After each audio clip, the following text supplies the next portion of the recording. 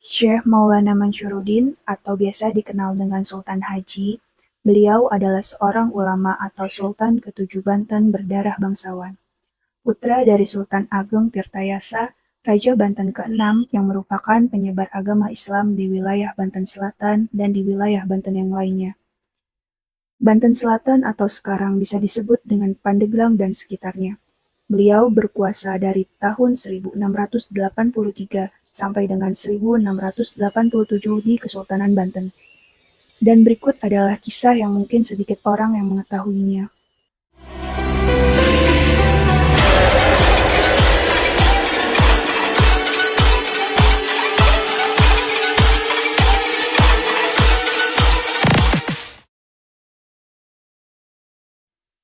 Sekitar tahun 1651 Masehi, Sultan Agung Abdul Fattah berhenti dari Kesultanan Banten, dan pemerintahan diserahkan kepada putranya yaitu Sultan Maulana Mansyuruddin, atau yang lebih dikenal sekarang ini dengan Syekh Maulana Mansyuruddin.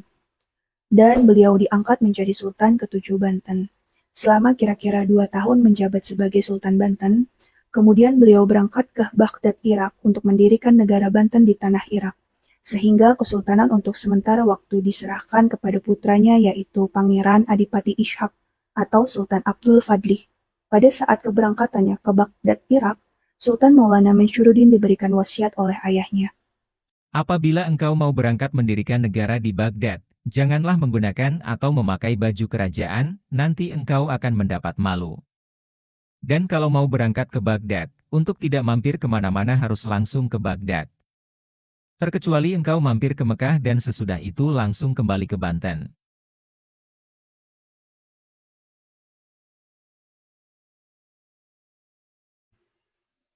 Setibanya di Baghdad, ternyata Sultan Maulana Mansyuruddin tidak sanggup untuk mendirikan negara Banten di Baghdad, sehingga beliau merasa malu.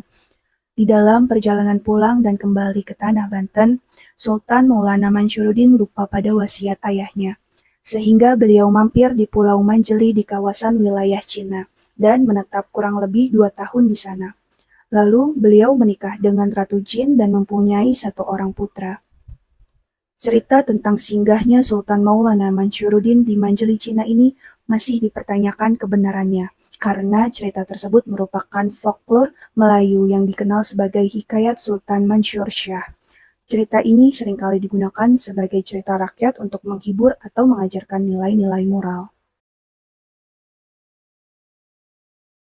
Selama Sultan Maulana Mansyuruddin berada di Pulau Manjeli Cina, putra Syekh Maulana Mansyuruddin, yaitu Sultan Adipati Ishak di Banten, terbujuk akan rayuan Belanda, sehingga diangkat menjadi Sultan resmi Banten.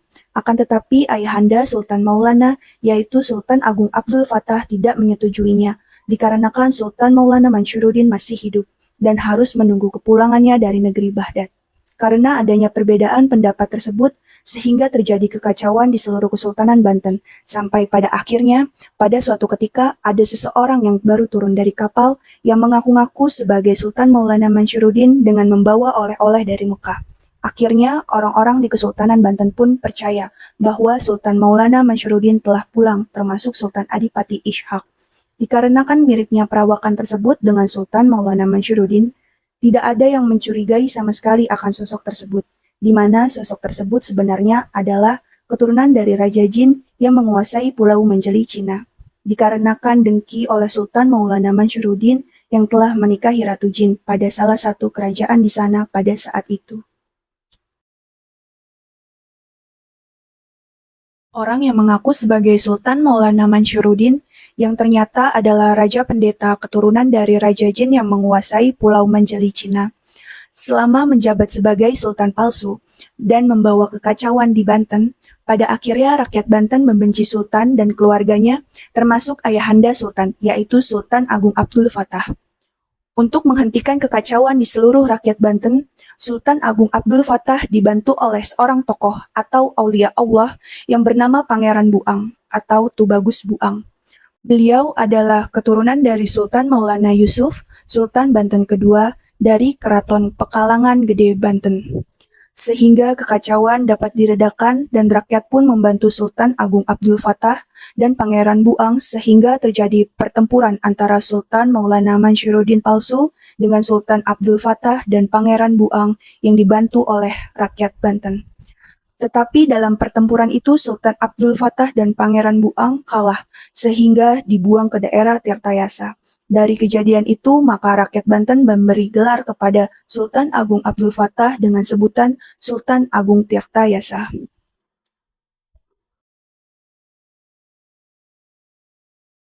Peristiwa adanya pertempuran dan dibuangnya Sultan Agung Abdul Fattah ke Tirtayasa akhirnya sampai ke telinga Sultan Maulana Manshuruddin di Pulau Manjelicina, sehingga beliau teringat akan wasiat ayahandanya.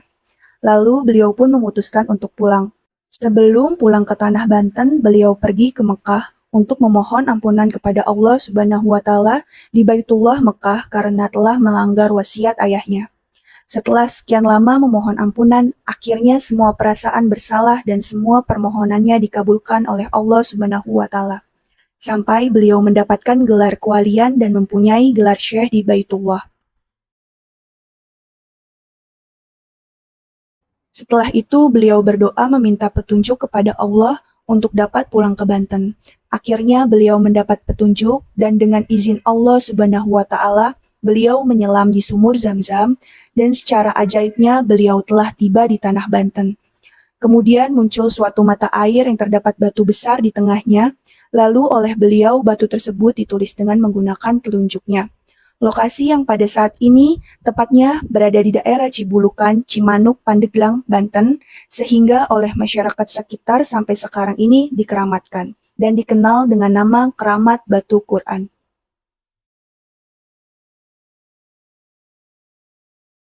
Setibanya di Kesultanan Banten dan membereskan semua kekacauan di sana, pada pertempuran puncaknya, Sultan sejati bersiap untuk melawan dirinya yang palsu dalam sebuah pertempuran yang epik. Mereka mungkin bertarung di medan perang atau dalam duel satu lawan satu. Dalam pertarungan ini, keberanian, kebijaksanaan, dan keadilan Sultan sejati telah diuji. Pada akhirnya, kebenaran dan keadilan selalu menang. Sultan sejati telah membuktikan identitasnya dan mengalahkan musuh-musuhnya, serta memulihkan ketertiban di kerajaannya dan memperoleh kembali kekuasaannya yang sah. Sultan Maulana Manshuruddin memohon ampunan kepada ayahanda Sultan Agung Abdul Fattah Tirtayasa, sehingga akhirnya Sultan Maulana Manshuruddin kembali memimpin Kesultanan Banten. Selain menjadi seorang sultan, beliau pun menciarkan Islam di daerah Banten dan sekitarnya. Dalam perjalanan menyiarkan Islam, beliau sampai ke daerah Cikoromoy, lalu menikah dengan Nyai Sarinten atau Nyi Mas Ratu Sarinten. Dalam pernikahannya, beliau mempunyai putra yang bernama Muhammad Sholih, yang memiliki julukan Kiai Abu Sholih. Setelah sekian lama tinggal di daerah Cikoromoy, terjadi suatu peristiwa di mana Nyi Mas Ratu Sarinten meninggal terbentur batu kali pada saat sedang mandi. Beliau terpeleset menginjak rambutnya sendiri. Konon, Nyi Mas Ratu Sarinten mempunyai rambut yang panjangnya melebihi tinggi tubuhnya sendiri. Akibat peristiwa tersebut, maka Syekh Maulana Mansyur melarang semua keturunannya yaitu para wanita untuk mempunyai rambut yang panjangnya seperti Nyi Mas Ratu Sarinten. Nyi Mas Ratu Sarinten kemudian dimakamkan di Paserean Cikarayu, Cimanuk.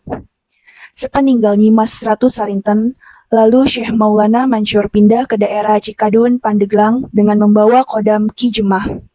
Lalu beliau menikah kembali dengan Nyai Mas Ratu Jamilah yang berasal dari Caringin, Labuan. Pada suatu hari, Syekh Maulana Mansyur menyebarkan syariah agama Islam di daerah selatan ke pesisir laut.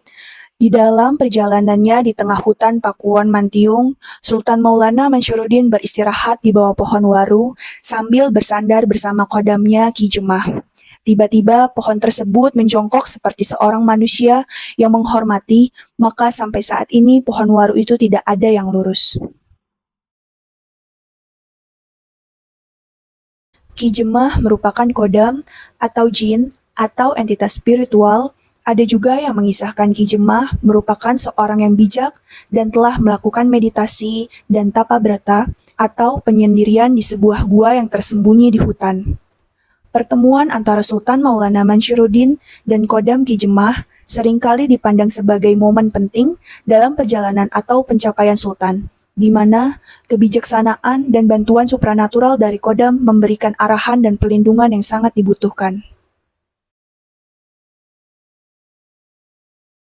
Ketika Syekh Maulana Mansyur sedang beristirahat di bawah pohon waru, beliau mendengar suara harimau yang berada di pinggir laut. Ketika Syekh Maulana Mansyur menghampiri, ternyata kaki harimau tersebut terjepit akar pohon kimah.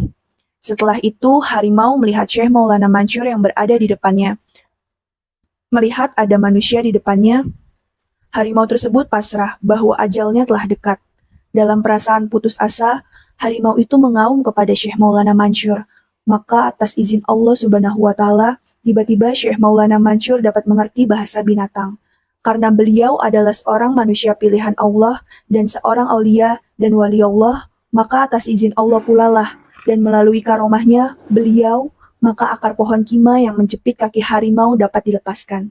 Setelah itu, harimau tersebut dibaiat oleh beliau. Lalu beliau pun berbicara, "Saya sudah menolong kamu.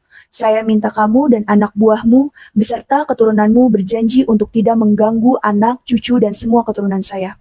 Kemudian harimau itu menyanggupi dan akhirnya diberikan kalung surat Yasin di lehernya dan diberi nama Si Pincang atau Raden Langlang Buana atau Ki Buyut Kalam. Ternyata harimau itu adalah seorang raja atau ratu siluman harimau dari semua Pakuwon, dan Raden Langlang Buana merupakan pemimpin di antara semua Pakuwon. Keenam Pakuwon yang lainnya adalah 1. Ujung Kulon yang dipimpin oleh Ki Mahadewa. 2. Gunung Inten yang dipimpin oleh Ki Bima Laksana. 3. Pakuwon Lumajang yang dipimpin oleh Raden Singa Baruang. 4. Gunung Pangajaran yang dipimpin oleh Ki Bolebak Jaya. 5. Mancau yang dipimpin oleh Raden Putri. 6. Mantiung yang dipimpin oleh Raden Langlang Buana atau Ki Buyut Kalam atau Si Pincang. Setelah sekian lama menyiarkan Islam ke berbagai daerah di Banten dan sekitarnya, lalu Syekh Maulana Manshuruddin dan kadamnya Ki Jemah pulang ke Cikadun. Akhirnya Syekh Maulana Manshuruddin meninggal dunia pada tahun 1672 Masehi dan dimakamkan di Cikadun, Pandeglang, Banten. Hingga kini makam beliau sering diziarahi oleh masyarakat sekitar dan dikeramatkan. Kisah tentang Sultan Maulana Manshuruddin memang ada dalam berbagai versi dalam cerita rakyat dan hikayat Melayu. Namun, karena cerita rakyat seringkali mengalami perubahan dan variasi dalam pengisahan dari satu generasi ke generasi berikutnya, detail cerita tentang Sultan Maulana Manshuruddin bisa sangat bervariasi. Dalam beberapa versi cerita, Sultan Maulana Manshuruddin digambarkan sebagai penguasa yang bijaksana dan berani, yang harus menghadapi berbagai rintangan dan ujian dalam menjaga keadilan dan keamanan di kerajaannya. Namun, detail cerita seperti asal-usul, pencapaian, atau petualangan Sultan Maulana Manshuruddin dapat berbeda-beda tergantung pada versi cerita yang diceritakan dan konteks budaya atau regionalnya.